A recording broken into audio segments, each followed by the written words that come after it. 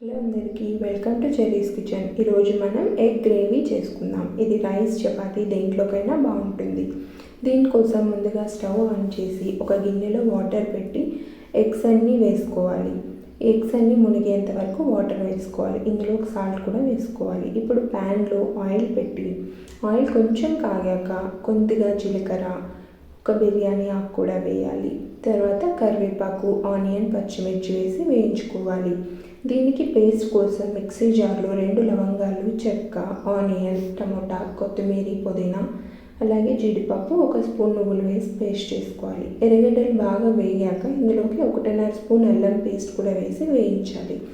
ఇప్పుడు ఇందులోకి 1 small spoon అంత పసుపు వేసి కలుపుకోవాలి. మనం ముందుగా మిక్సీలో గ్రైండ్ చేసుకున్న పేస్ట్ మొత్తం వేసి అది కొంచెం దగ్గర పడ్డాక సరిపడ కారం, ధనియాల పొడి, ఉప్పు కూడా వేసి కలుపుకోవాలి. ఈ మసాలాలన్నీ కొద్దిగా వేగాక మనం దీంట్లోకి వాటర్ వేసి ఒక 2 మినిట్స్ ఉడకనివ్వాలి. తర్వాత మన గ్రేవీ కన్సిస్టెన్సీకి సరిపడా వాటర్ పోసి బాగా దీన్ని ఒక 10 మినిట్స్ కాంచాలి. ఇప్పుడు దీంట్లోకి కొంచెం ఎండు కొబ్బరి పేస్ట్ కూడా వేసుకోవాలి. ఎగ్స్ అన్నీ ఇలా మనం మధ్యలోకి కట్ చేసుకొని వేసాక ప్లేట్ పెట్టి ఒక 10 మినిట్స్ అంతా మనం మగ్గనివ్వాలి.